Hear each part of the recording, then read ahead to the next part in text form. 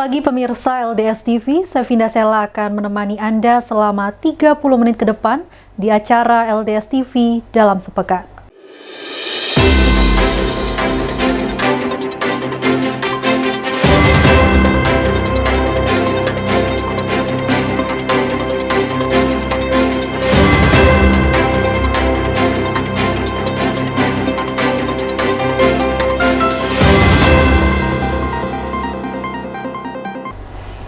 Pemirsa, kita menuju ke berita yang pertama.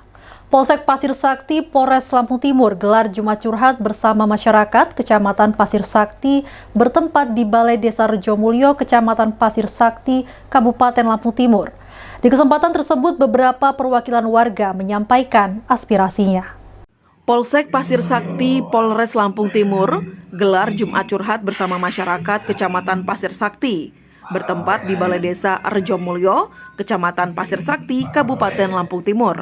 Dalam giat Jumat Curhat tersebut, ratusan warga masyarakat dari beberapa desa yang ada di Kecamatan Pasir Sakti mencurhatkan tentang kelangsungan kebutuhan hidup mereka yang bergantung dengan buruh angkut dan ayak pasir. Seperti yang dikatakan Darmanto, warga Kecamatan Pasir Sakti, selama beberapa bulan dirinya tidak bisa bekerja karena tidak mendapatkan pasir. Dirinya berharap kepada pemerintah untuk dapat memberikan solusi agar bisa bekerja dan bisa memenuhi kebutuhan hidup keluarganya. Dalam kesempatan yang sama, Kanit Reskrim Polsek Pasir Sakti, Ibda Agus Sugiarto, mewakili Kapolsek Pasir Sakti, AKP SI Marbun menjelaskan, beberapa curhatan dari masyarakat terkait pekerjaan mereka selaku kuli di tambang pasir, yang mana dalam hal ini tetap ditampung.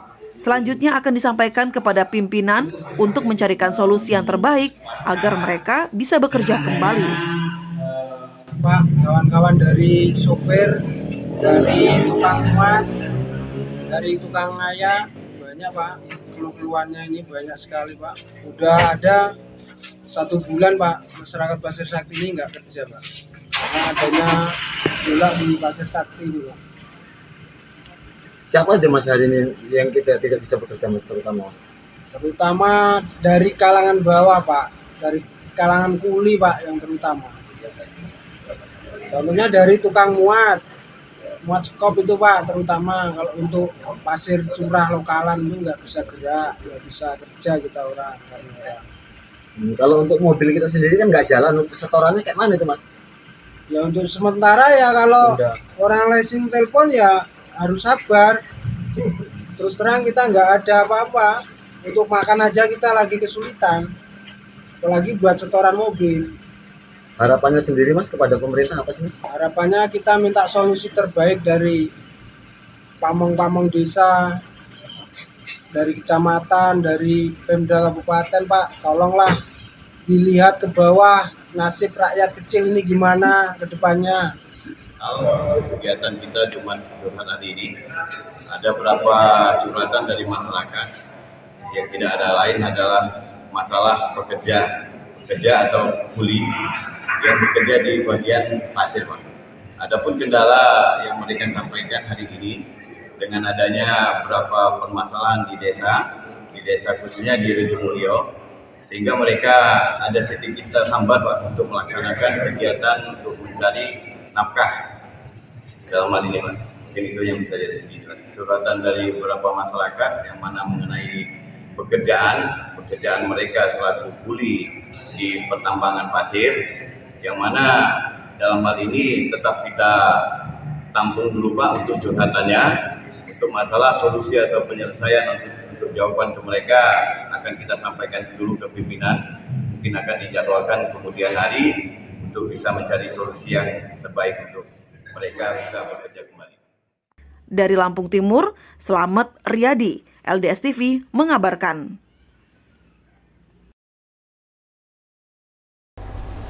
Kita beralih ke informasi selanjutnya. Pemirsa, Partai Amanat Nasional Lampung Tengah mendaftarkan puluhan calon legislatif ke Komisi Pemilihan Umum Lampung Selatan pada Jumat 13 Mei 2023. Sementara 4 partai batal mendaftar tanpa alasan yang jelas.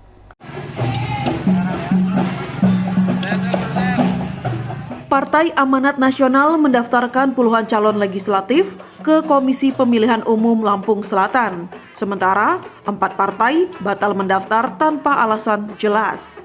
Dengan arak-arakan, Partai Amanat Nasional Lampung Selatan mendaftarkan calon legislatifnya ke Komisi Pemilihan Umum setempat. Jumat 13 Mei 2023 pukul 2 siang waktu Indonesia Barat. Partai berlambang matahari ini membawa rombongan musik rebana sembari menyuruhkan yel-yel. Partai Amanat Nasional mendaftarkan 50 kader, hampir 50% merupakan kaum gender. Berkas pendaftaran caleg diterima KPU Lampung Selatan. Ketua KPU Lampung Selatan Ansu Rastar Razak mengatakan, berkas yang diterima akan diperiksa petugas KPU. Jika tidak lengkap, maka dipastikan gagal diverifikasi. Aan menambahkan, hari Jumat kemarin hanya Partai PAN yang hadir mendaftarkan calegnya. Sedangkan 4 partai yang rencana mendaftar di hari yang sama, batal mendaftar tanpa alasan yang jelas.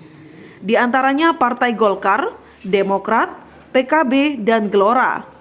KPU akan menutup pendaftaran caleg hari Minggu 14 Mei 2023. Sementara Ketua Partai Amanat Nasional Lampung Selatan Roslina mengatakan target periode ini 12 kursi. Ia optimis karena memiliki kader-kader berkualitas. Ya dong, perempuan kan juga caleg yang potensial dan semangat. Saya malah lebih cenderung perempuan itu punya komitmen, punya semangat luar biasa, punya segala-galanya. Mohon maaf, hidup perempuan. Perempuan sangat potensial. Hidup perempuan. Dari Lampung Selatan, Jupri, LDS TV mengabarkan. Pemirsa, Ketua DPC Partai Gerindra Lampung Utara Farouk Daniel resmi menjabat anggota DPRD Lampung Utara dengan sisa masa jabatan 2019-2024. Sidang paripurna pergantian antar waktu atau PAW dipimpin Ketua DPRD Lampung Utara Wansori dan dihadiri Wakil Bupati Lampung Utara Ardian Saputra. Ketua DPC Partai Gerindra Lampung Utara Farouk Daniel resmi menjabat anggota DPRD Lampung Utara sisa masa jabatan 2019 sampai 2024. Farouk menggantikan rekan separtainya Sandi Juwita. Proses pelantikan dan pengambilan sumpah dilaksanakan melalui sidang paripurna DPRD Lampung Utara. Sidang paripurna pergantian antar waktu atau PAW dipimpin Ketua Dewan Wansori, dihadiri Wakil Bupati Lampung Utara Ardian Saputra. Farouk Daniel dilantik menjadi anggota DPRD Lampung Utara berdasarkan surat keputusan Gubernur Lampung. Sebelumnya, Partai Gerindra Pusat juga telah mengeluarkan surat keputusan tentang pergantian tersebut. Pergantian antar waktu di Partai Gerindra ini merupakan suatu kesepakatan yang sebelumnya telah terjadi. Wakil Bupati Ardian mengucapkan selamat kepada Farouk yang telah resmi menjadi anggota DPRD. Pemerintah Kabupaten juga berterima kasih kepada Sandi Juwita yang selama ini telah bersinergi dengan pemerintah daerah. Ketua DPRD Wansori mengatakan, jika kehadiran Farouk Daniel menjadi anggota DPRD dapat memberikan kontribusi yang maksimal dan dapat meningkatkan kinerja lembaga legislatif di Kabupaten Lampung Utara. Sementara itu, Farouk mengaku akan meneruskan tongkat estafet rekan separtainya. Dirinya akan menduduki posisi sebagai Ketua Komisi 4 yang sebelumnya diduduki oleh Sandi Juwita. Pada Pak Farouk Daniel, ADN, baru dilantik dan mengucapkan apresiasi setinggi-tingginya terima kasih kepada Hajah Sandi Juwita yang selama ini sudah bersinergi dengan pemerintah Kabupaten Lampung Utara. Buat anggota DPRD yang baru kita lantik yaitu Bapak Farouk Daniel agar dia dapat memberikan warna. Karena politik ini cukup menarik, dia bisa memberikan kontribusi pikiran yang baik, dia bisa memberikan warna, dan dia bisa berkontribusi untuk masyarakat Lampung Utara. Tindak lanjut dari surat keputusan Ketua Umum DPP Partai Gerindra yang sebagaimana sudah dibacakan menjadi konsideran pertimbangan surat keputusan Gubernur bahwa ada pergantian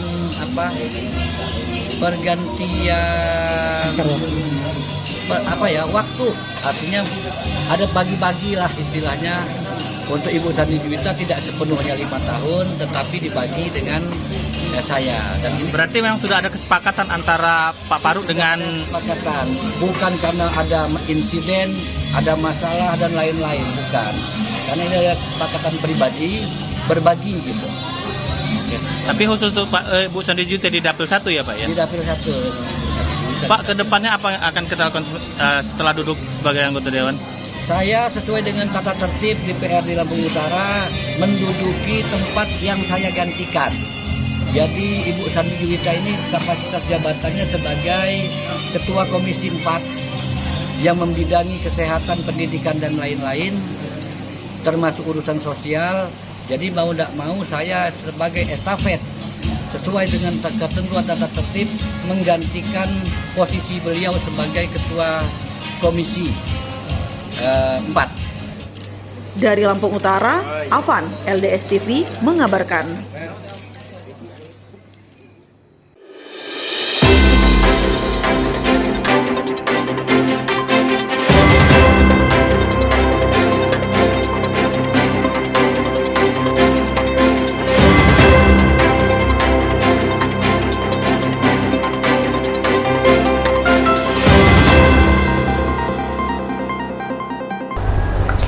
Terima kasih Anda masih bersama kami di acara LDS TV dalam sepekan. Pemirsa, Gunung Anak Krakatau yang berada di perairan Selat Sunda kembali mengalami erupsi hingga Kamis siang. Tercatat gunung api ini telah erupsi sebanyak 2 kali dengan material vulkanik yang dimuntahkan mencapai ketinggian 3.000 meter di atas puncak. Karena masih berstatus level 3, masyarakat dan wisatawan dilarang mendekat dalam radius 5 km. Gunung Anak Krakatau yang berada di perairan Selat Sunda kembali mengalami erupsi. Hingga Kamis siang, tercatat gunung api ini telah erupsi sebanyak 2 kali dengan material vulkanik yang dimuntahkan mencapai ketinggian 3.000 meter di atas puncak. Karena masih berstatus level 3, masyarakat dan wisatawan dilarang mendekat dalam radius 5 km. Setelah hampir 1 bulan tidak menunjukkan adanya aktivitas vulkanik yang berarti, Gunung Anak Krakatau kembali erupsi pada Kamis. Berdasarkan data dari aplikasi Magma Indonesia ESDM, Gunung Anak Krakatau telah 2 kali erupsi hingga siang ini. Erupsi pertama terjadi pada pukul 5 pagi lewat 19 menit waktu Indonesia Barat dengan tinggi material vulkanik yang dimuntahkan mencapai 3.000 meter di atas puncak. Kolom abu teramati berwarna kelabu dengan intensitas tebal ke arah barat daya.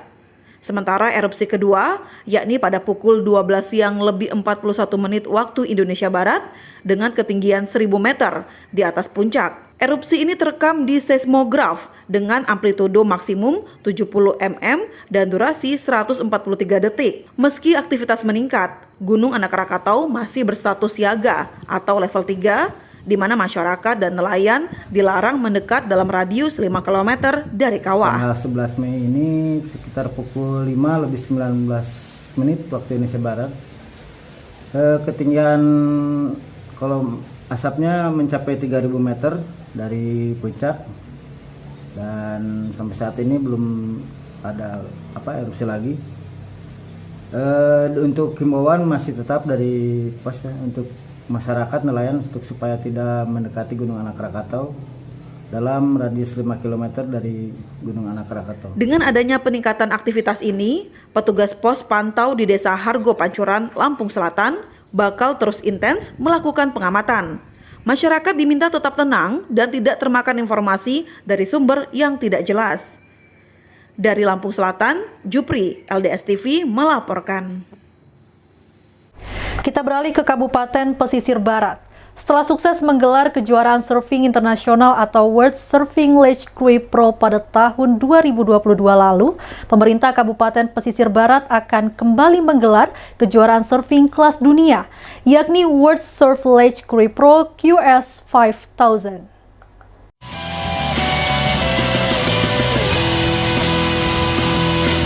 Setelah sukses menggelar kejuaraan surfing internasional atau World Surfing Language Cruise Pro pada tahun 2022 lalu, pemerintah Kabupaten Pesisir Barat akan kembali menggelar kejuaraan surfing kelas dunia, yakni World Surf Language Krui Pro QS 5000. Liga surfing yang digelar kelima kalinya ini akan digelar di Pantai Tanjung Setia, Kecamatan Pesisir Selatan pada 12 hingga 18 Juni mendatang. Pemerintah Kabupaten Pesisir Barat terus melakukan persiapan pemantapan guna mensukseskan laga surfing kelas dunia ini. Bupati Pesisir Barat Agus Istiqlal dalam konferensi persnya mengatakan bahwa saat ini persiapan jelang gelaran event Krui Pro tahun 2023 telah mencapai 85%. Di antaranya tempat penginapan atau hotel serta mode transportasi darat dan juga udara. Hingga saat ini sedikitnya sudah ada 229 peserta dari 11 negara yang telah mendaftarkan diri untuk mengikuti Liga Surfing kelas dunia.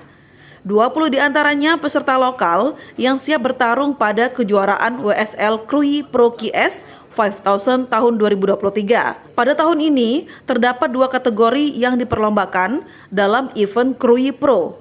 Di antaranya kategori QS 5000 for Men and Women dan QS Junior Pro Men and Women. Tingkatkan pasar itu kita pengennya jadi WSL 10.000, tetapi ada saran teman-teman dari PSOI kita hanya 5.000 aja, 5.000 plus Men and Women.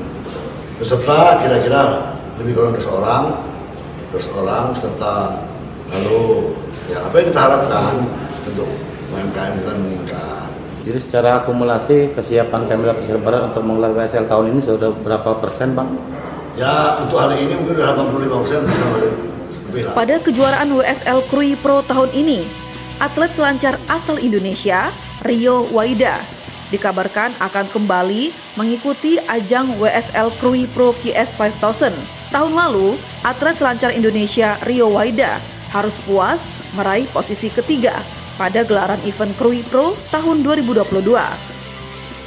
Dari Pesisir Barat, kontributor LDS TV, Agus Sanjaya mengabarkan. Pemirsa, penasehat hukum sekaligus kuasa hukum Koalisi Wartawan Ranking Indonesia Kabupaten Pringsewu, Dr. Nurul Hidayah dan partner angkat bicara terkait pelaporan Ketua Koalisi Wartawan Ranking Indonesia Suhendra Gunawan yang sudah sampai ke tahap SP2.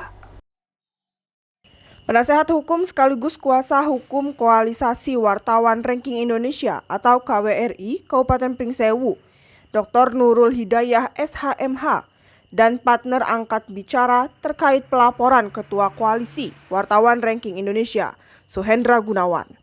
Menurut Nurul Hidayah, pelaporan terkait voice note yang berisikan ujaran kebencian Ketua Abdesi Kabupaten Pringsewu pada awak media sudah sampai ke tahap SP2.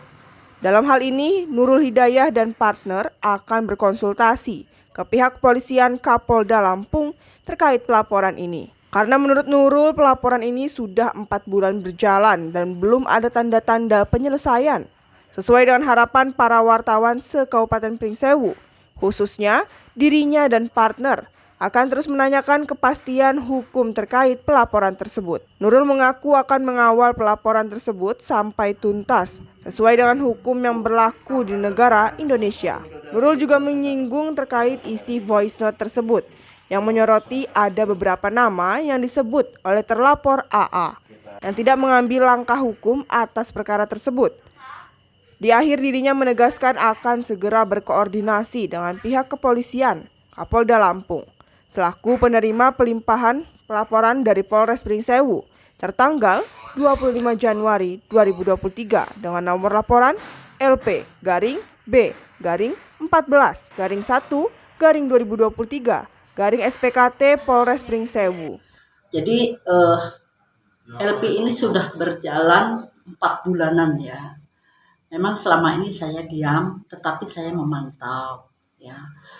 Jadi secepatnya saya mau koordinasi ya kepada pihak penyidik yang saya ketahui adalah pihak penyidik cybercrime ya Polda Lampung. Ya, dulu laporan polisinya kan di Polres Pringsewu, tapi dialihkan ke Cybercrime Polda Lampung. Saya secepatnya akan koordinasi mempertanyakan perkembangan daripada LP Saudara Suhendra Gunawan yang dari KWRI Pringsewu. ya. Terus di SP2HP yang saya baca itu kan di poin terakhir yaitu memberitahukan bahwa dilakukan pemeriksaan keterangan daripada ahli bahasa, ahli IT, ahli pidana. Nah, ini yang mau saya koordinasikan kepada pihak penyidik Siberkrim Polda Lampung, apakah ini sudah dilaksanakan, ya? Karena waktu sudah berjalan 4 bulan. Dan apakah sudah dilakukan gelar perkara, dan apakah sudah dilakukan tindakan-tindakan hukum lainnya baik kepada para saksi-saksi lain maupun kepada terlapor. Dari Pringsewu, kontributor LS TV mengabarkan.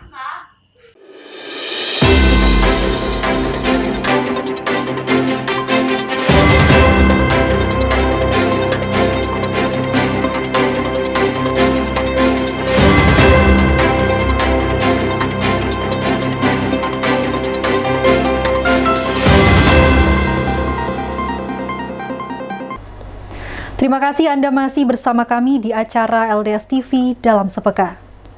Pemirsa, ratusan pengusaha penggilingan padi di Lampung Selatan kembali melakukan protes kepada PT Wilmar yang telah memonopoli harga gabah. Akibatnya pengusaha penggilingan padi lokal tidak dapat beroperasi karena tidak kebagian gabah. Pengusaha penggilingan padi mengancam akan membakar truk milik PT Wilmar jika Perda nomor 7 tahun 2017 tidak dijalankan. Ratusan pengusaha penggilingan padi di Lampung Selatan kembali melakukan protes kepada PT Wilmar yang telah memonopoli harga gabah. Akibatnya pengusaha penggilingan padi lokal tidak dapat beroperasi karena tidak kebagian gabah. Pengusaha penggilingan padi mengancam akan membakar truk milik PT Wilmar jika Perda nomor 7 tahun 2017 tidak dijalankan. Sudah 2 periode ini PT Wilmar Padi Indonesia terus melakukan monopoli harga gabah di tingkat petani. Setiap sedikitnya 2.000 ton padi dikeruk dan dibawa ke Pulau Jawa. Puluhan truk milik perusahaan raksa ini minimal mengangkut 2.000 ton gabah yang langsung dibeli dari sawah. Bahkan PT Wilmar berani memberikan pinjaman modal ke petani agar hasil panen tidak dijual pengusaha lokal. Meski Bappenas telah menetapkan harga eceran terendah sebesar 5.500, namun perusahaan raksasa pangan ini justru menentukan harga sendiri sebesar 6.300 per kilogram. Pengusaha penggilingan padi lokal pun kalah bersaing harga. Akibatnya hampir 1 tahun, pabrik mereka tidak beroperasi dan ribuan buruh dirumahkan. Para pengusaha penggilingan padi menuntut pemerintah untuk menjalankan secara tegas Perda Provinsi Lampung nomor 7 tahun 2017 tentang distribusi pangan dan peraturan bahwa Pangan Nasional nomor 7 tahun 2023 tentang head beras agar kawal lebih maksimal. Sebab dirasa Satgas Pangan belum menjalankan tugas sesuai fungsinya. Jika tuntutan ini tidak diindahkan, maka mereka akan melakukan aksi massa dan membakar truk PT Wilmar. Kini 219 penggilingan padi di Lampung Selatan terancam gulung tikar. Para pengusaha dan Bulog khawatir monopoli PT Wilmar akan berdampak pada ketahanan pangan nasional. Perda nomor 17 2017 yang sudah dibuat tentang tata niaga gabah dan gabah tidak boleh keluar itu diterapkan. Karena sudah kita dibuat 2017 pakai uang rakyat dan sudah sepatutnya diterapkan. Jadi jangan melihat bahwa data BPS terus. Data BPS surplus dari mana gitu loh. Karena 90% gabah di Lampung ini lari keluar daerah. Hari ini ada Wilmar di Oku. Semua Lampung Timur dari Indo Lampung yang tadinya kirim sini, kirim semua ke sana. Nah, masa kita pengusaha kecil mau diadu dengan pengusaha besar yang nggak mampu kita? Artinya kita dimonopoli nih? Dimonopoli. Iya, betul. Selanjutnya kami menolak kalau akan diberikan izin pabrik besar di Lampung Selatan diberdiri, kami tolak. Jangan seperti Jawa Timur dibakar akhirnya. Saya ekstrim ngomong. Ya karena membeli dari petani langsung dibawa ke seberang dengan harga yang tinggi, tidak melalui agen-agen teman-teman seperti penggilingan padi seperti itu. Terus apa ancaman yang akan dilakukan? Paling kita mau mencegat mobil-mobil itu kita bakar. Turun ke jalan. Demon. Dari Lampung Selatan, Jupri, LDS TV mengabarkan. Demikianlah berita untuk hari ini. Nantikan berita selanjutnya di LDS TV dalam sepekan. Saya Vinda Sela pamit undur diri dan sampai jumpa.